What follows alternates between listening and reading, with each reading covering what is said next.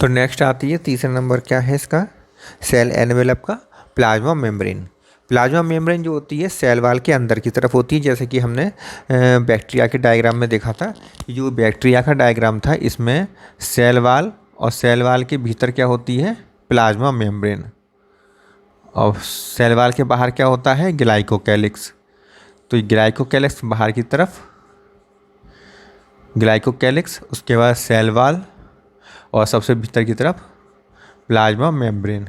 तो plasma membrane सबसे भीतर की तरफ होती है, सेल वाल के भीतर की तरफ होती है, इसलिए कोशिका में या बैक्टीरिया में तो ये हो गया inner side of the cell wall, cell wall के भीतर की तरफ होती है, और इसके अंदर साइटोप्लाज्म होता है। ठीक है। और इसका जो स्ट्रक्चर होता है, प्लाज्मा मेम्ब्रेन का जो स्ट्रक्चर होता है, ये लिपिड बाइलेयर की बनी होती है। अर्थात क्या है कि ये लिपिड होती है, लिपिड की लेयर होती है, ये लिपिड की लेयर है, लिपिड बाई लेयर, मतलब दो लेयर होती हैं लिपिड की, और ये दो लेयर लिपिड की दो लेयर से मिलकर बनी होती है, जिसमें बीच बीच में इंटीग्रल प्रोटीन्स भी होती हैं, आउटर साइड पे प्रोटीन होती हैं, इनर साइड में प्रोटीन होती हैं। तो ये इसे कहते हैं लिपिड बाई लेयर। तो प्लाज्मा मेम्ब्रेन का जो स्ट्रक्चर है वो यूकैरियोटिक में भी ऐसा ही होता है और प्रोकैरियोटिक में भी, सेल में भी ऐसा ही होता है। इसलिए हम कह सकते हैं कि ये स्ट्रक्चरली सिमिलर होती हैं, यूकैरियोटिक सेल्स के स्ट्रक्चरली सिमिलर होती हैं। यूकैरियोटिक सेल की जो प्लाज्मा मेम्ब्रेन है उसके समान ही होती है, स्ट्रक्चरली सिमिलर होती हैं। और प्रत्येक लिविंग ऑर्गेनिज्म में, जितने भी लिविंग ऑर्गेनिज्म हैं उन सभी में प्लाज्मा मेम्ब्रेन पाई जाती है। सेल वाल पाए जाए या ना पाए जाए, कि सेल वाल केवल प्लांट्स में होती है, बैक्टीरिया में होती है, लेकिन यूकैरियोटिक और प्रोकैरियोटिक्स हर किसी में, सभी लिविंग ऑर्गेनिज्म में प्लाज्मा मेम्ब्रेन तो होती ही होती है। क्यों, बगैर प्लाज्मा मेम्ब्रेन के सेल साइटोप्लाज्म एक जगह नहीं रह सकता, या सेल जीवित नहीं रह सकती, या लिविंग ऑर्गेनिज्म जीवित नहीं रह सकता। इसलिए सेल वाल जो होती है एब्सोल्यूट रिक्वायरमेंट होती है इसकी। इसकी कैसी होती है, एब्सोल्यूट रिक्वायरमेंट होती है प्लाज्मा मेम्ब्रेन की। इसके बाद आता है मीजोसोम। मीजोसोम जो होता है स्ट्रक्चर, हमने बताया था कि प्लाज्मा मेम्ब्रेन में कुछ इनफोल्डिंग होती है, अंदर की तरफ फोल्डिंग होती है या इन्वेजिनेशन होता है, जिसके कारण एक स्ट्रक्चर बनता है जिसे हम कहते हैं मीजोसोम्स। तो मीजोसोम्स जो होती हैं वो इन्वेजिनेशन ऑफ प्लाज्मा मेम्ब्रेन होती है। इनके कुछ फंक्शन होते हैं, जैसे कि रेस्पिरेशन। तो रेस्पिरेशन की तरह काम करता है, और यूकैरियोट में रेस्पिरेशन किससे होता है, माइटोकॉन्ड्रिया से। तो इसका पहला जो फंक्शन हो गया वो हो गया रेस्पिरेशन। रेस्पिरेशन रेस्पिरेशन हो गया, जैसे कि माइटोकॉन्ड्रिया में होता है, यूकैरियोटिक के माइटोकॉन्ड्रिया में, in eukaryotic cell, eukaryotic cell की माइटोकॉन्ड्रिया में जैसे रेस्पिरेशन होता है, ऐसा ही रेस्पिरेशन मीजोसोम के अंदर भी होता है। इसके बाद आता है, इसमें रेस्पिरेशन के लिए एंजाइम पाए जाते हैं, रेस्पिरेटरी एंजाइम्स पाए जाते हैं। इसलिए जैसे कि माइटोकॉन्ड्रिया में रेस्पिरेटरी एंजाइम पाए जाते हैं, ऐसे ही इसमें भी रेस्पिरेटरी एंजाइम पाए जाते हैं। तीसरा देखते हैं होता है रेप्लिकेशन। ये रेप्लिकेशन में हेल्प करता है। रेप्लिकेशन में ये हेल्प करता है।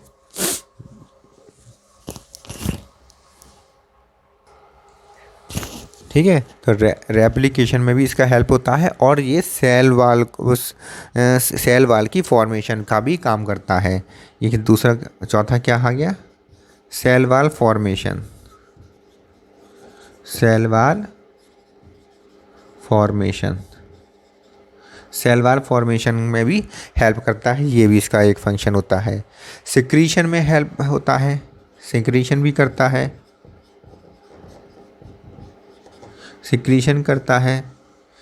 सिक्रीशन हो गया, सेल वाल की फॉर्मेशन हो गई, रेप्लिकेशन हो गया, और इंक्रीज सरफेस एरिया को भी ये बढ़ाने का काम करता है। क्योंकि जब कोई अंदर की तरफ प्लाज्मा मेम्ब्रेन की फोल्ड हो जाता है, तब ये सरफेस एरिया को बढ़ाता है।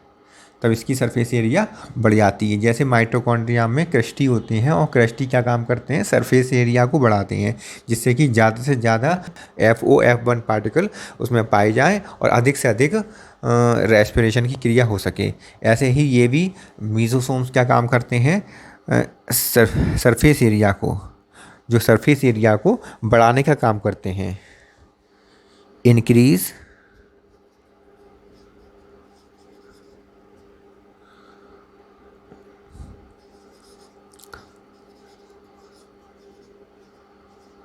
surface area for enzymatic activity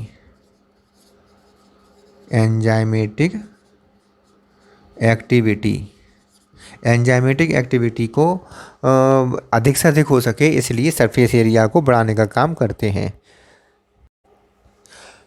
mesosome की जो टाइप्स होते हैं वो कितने प्रकार के होते हैं, तो मीजोसोम जो टाइप्स होते हैं वो मीजोसोम्स in form of three types three forms में हो सकते हैं। पहला है वेसाइकल ट्यूब्यूल्स में हो सकते हैं, ट्यूब्यूल्स के फॉर्म में हो सकते हैं, लंबे लंबे ट्यूब्यूल्स के फॉर्म में हो सकते हैं, वेसाइकल के फॉर्म में हो सकते हैं और लैमली के फॉर्म में हो सकते हैं। लैमली के भी फॉर्म में हो सकते हैं, ट्यूब्यूल्स के फॉर्म में हो सकते हैं और वेसाइकल के फॉर्म में हो सकते हैं, लैबिली के फॉर्म में हो सकते हैं। ट्यूब्यूल्स मतलब ऐसे ट्यूब्यूल्स के फॉर्म में हो सकते हैं, वेसाइकल के फॉर्म में हो सकते हैं और या फिर लैमली के फॉर्म में हो सकते हैं। लैमली के फॉर्म में हो सकते हैं। तो इनके 3 प्रकार के फॉर्म होते हैं, ठीक है, 3 फॉर्म में ये हो सकते हैं। कुछ बैक्टीरिया होते हैं फोटोसिंथेटिक बैक्टीरिया। तो फोटोसिंथेटिक बैक्टीरिया जो होते हैं उनमें देख लीजिए कि फोटोसिंथेटिक बैक्टीरिया, इनमें फोटोसिंथेटिक बैक्टीरिया का नाम से ही पता चल रहा है कि प्रकाश संश्लेषण की क्रिया इनमें होती है। प्रकाश संश्लेषण के द्वारा ही ये अपना भोजन बना लेते हैं। इसका मतलब इनके अंदर कुछ ना कुछ ऐसे सब्सटेंस पिगमेंट्स होंगे जो प्रकाश संश्लेषण की क्रिया। बैक्टीरिया में जो प्रकाश संश्लेषण के लिए जो पिगमेंट होते हैं, जो संरचनाएँ होती हैं, उन्हें हम क्रोमेटोफोर कहते हैं। क्रोमेटोफोर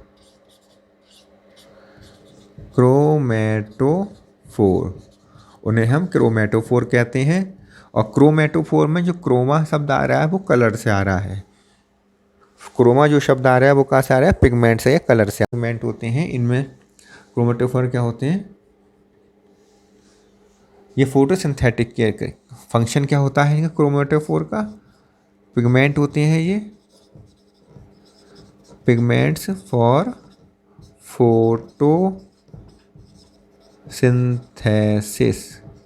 फिर फोटोसिंथेसिस के लिए इसमें पिगमेंट्स पाए जाते हैं। यह photosynthetic bacteria and blue green algae भी लिख लीजिए। ब्लू ग्रीन एल्गी में भी यह पाए जाते हैं क्रोमेटोफोर्स। ठीक है, तो ये इम्पॉर्टेंट चीज़ हो गई, ये नोट करके अलग से इम्पॉर्टेंट कर लीजिए। एक बार ऊपर से देख लेते हैं। प्लाज्मा मेम्ब्रेन जो होते हैं सेल वॉल के अंदर होती है और इसका स्ट्रक्चर यूकैरियोटिक सेल में पाए जाने वाले प्लाज्मा मेम्ब्रेन के समान ही होता है। प्रत्येक लिविंग ऑर्गेनिज्म में एब्सोल्यूट रिक्वायरमेंट होती है इसकी, मतलब बहुत ही ज़रूरी होती है रिक्वायरमेंट इसकी। और मीसोसोम जो होते हैं, मीसोसोम ये प्लाज्मा मेम्ब्रेन के इनवेजिनेशन से बनते हैं। इनका काम होता है रेस्पिरेशन, क्योंकि ये माइटोकॉन्ड्रिया में यूकैरियोटिक सेल में माइटोकॉन्ड्रिया में भी रेस्पिरेशन होता है और इनमें भी रेस्पिरेशन होता है। रेस्पिरेशन काम करते हैं क्योंकि इनमें रेस्पिरेटरी एंजाइम पाए जाते हैं जैसे कि माइटोकॉन्ड्रिया पाए जाते हैं। रेप्लिकेशन का काम करते हैं, सेल वॉल फॉर्मेशन का काम करते हैं, सिक्रीशन का काम करते हैं और increase the of surface area for enzymatic activity. Enzymatic activity के लिए सरफेस एरिया को बढ़ाते हैं। और इनकी जो फॉर्म होती है, इनमें जो इसकी संरचनाएं होती हैं वो ट्यूबवेल के समान हो सकती है, यो वेसिकल्स की जैसी हो सकती हैं, और लैमेली। तो 3 प्रकार के फॉर्म में ये पाए जाते हैं। फोटोसिंथेटिक बैक्टीरिया में क्रोमेटोफोर पाए जाते हैं जो फोटोसिंथेसिस का काम करते हैं।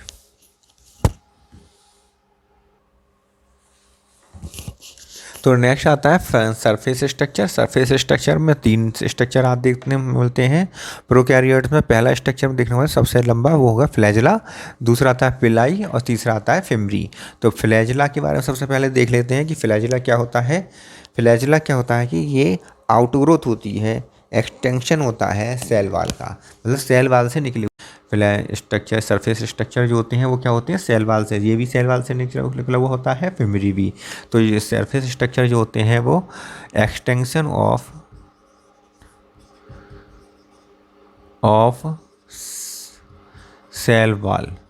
सेल वाल के एक्सटेंशन होते हैं, सेल वाल से निकले हुए होते हैं। ठीक है। इसके बाद आता है, पहला नंबर आता है फ्लैजिला। फ्लैजिला जो होता है ये क्या होता है, ये भी एक्सटेंशन ऑफ द ये मोटिलिटी में हेल्प करता है। सबसे पहली बात कि ये मोटिलिटी में हेल्प करता है, मोटिलिटी में हेल्प करता है, अर्थात मूवमेंट में हेल्प करता है। जब ये फिर मूव करते हैं फ्लैजिला तो बैक्टीरिया मूव करना शुरू करता है, जबकि पिलाई और फिमरी मोटिलिटी में फंक्शन नहीं करते हैं। तो ये होते हैं नॉन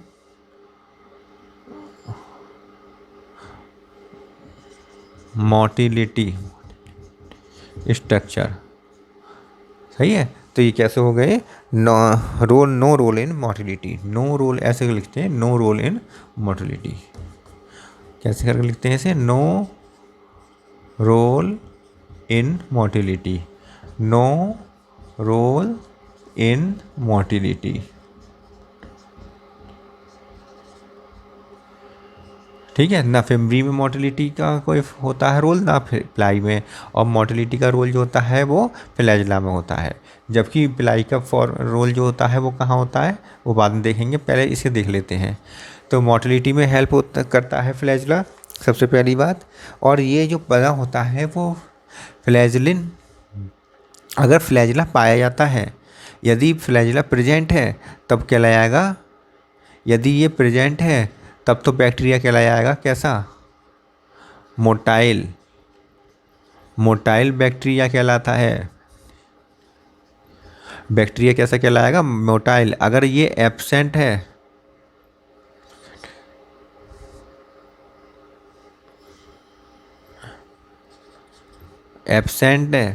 तो ये कहलाएगा non motile bacteria. Non motile bacteria कहलाता है। अगर ये नहीं पाया जाता है तो इसे नॉन मोटाइल बैक्टीरिया कहते हैं। और इसमें पाए जाने वाली प्रोटीन का नाम है, फ्लैजिला में पाई जाने वाली प्रोटीन को कहते हैं फ्लैजिलिन प्रोटीन। फ्लैजिलिन प्रोटीन का बना हुआ होता है ये। ठीक है। और फ्लैजिलिन प्रोटीन कैसी होती है, कैसी होती है, हेलिकली अरेंज्ड। हेलिकल क्या,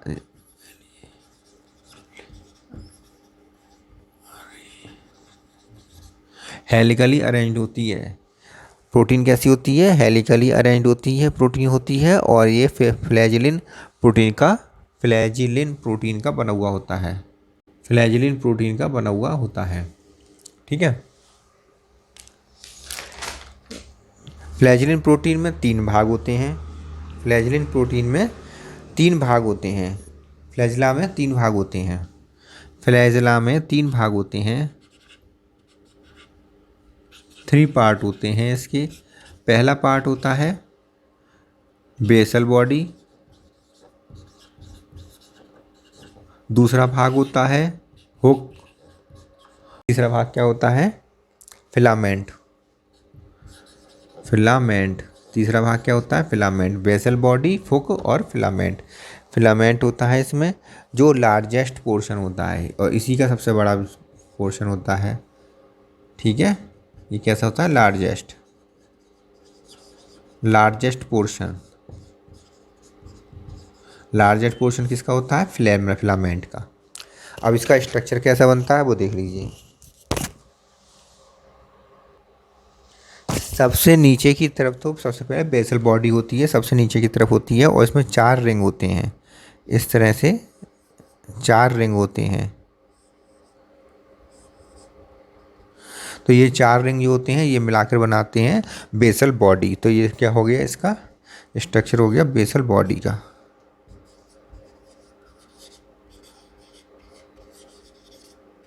बेसल बॉडी हो गई। बेसल बॉडी में 4 रिंग होते हैं, 4 रिंग्स, और ये इनर साइड है और बाहर की तरफ आउटर साइड है। तो इनर साइड की तरफ से अगर हम देखते हैं तो ये बनता है MSPL, इस तरह से बनता है। इसके बाद आता है हुक। तो हुक जो होता है वो इस तरह का होता है। हुक जो होता है वो इस तरह का होता है, इसे कहते हैं हुक। हुक होता है तिरछा टेढ़ा। और इसके बाद आगे आता है फ्लैजला, वो फिलामेंट, इसे कहते हैं फिलामेंट। ये है फिलामेंट। तो बेसल बॉडी हो गई जिसमें 4 रिंग्स होते हैं, 4 रिंग होते हैं, MSPL। और हुक हो गया जो कि कर्व्ड होता है, और फिलामेंट हो गया बाकी भाग जो लार्जेस्ट पोर्शन होता है इसका। ठीक है, तो इस प्रकार का ये स्ट्रक्चर होता है। इसके बाद आता है प्लाई। प्लाई में जो प्रोटीन होती है उसे कहते हैं पिलिन प्रोटीन। ये पिलिन प्रोटीन का बना हुआ होता है। पिलिन प्रोटीन का बना हुआ होता है। और प्लाई का जो काम होता है वो मेटिंग या कंजुगेशन में हेल्प होता है। मेटिंग में फंक्शन जो होता है इसका, मेटिंग में होता है, मेटिंग में, या फिर इसे कहते हैं कंजुगेशन और कंजुगेशन। कंजुगेशन में हेल्प करता है। कंजुगेशन में ये हेल्प करता है एक बैक्टीरिया से दूसरे बैक्टीरिया में डीएनए को देने के लिए, डीएनए को ट्रांसफ़र करने के लिए प्लाई की हेल्प होती है, और कंजुगेशन ट्यूब बनाती है। और फॉर्मेशन किसकी फॉर्मेशन करता है? फॉर्मेशन ऑफ कंजुगेशन ट्यूब की फॉर्मेशन करता है। कंजुगेशन की प्रोसेस में कंजुगेशन ट्यूब की करता है हेल्प, कंजुगेशन ट्यूब की फॉर्मेशन करता है।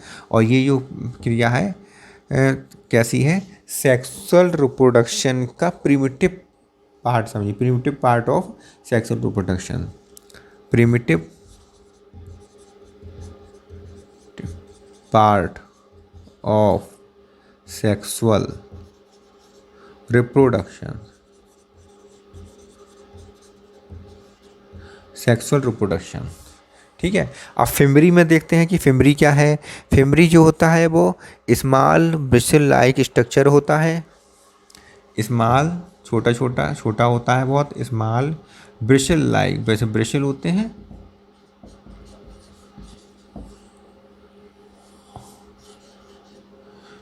Like structure. कैसा स्ट्रक्चर होता है? ब्रिसल के जैसा, जैसे ब्रिसल होते हैं छोटे छोटे, इस प्रकार का स्ट्रक्चर होता है।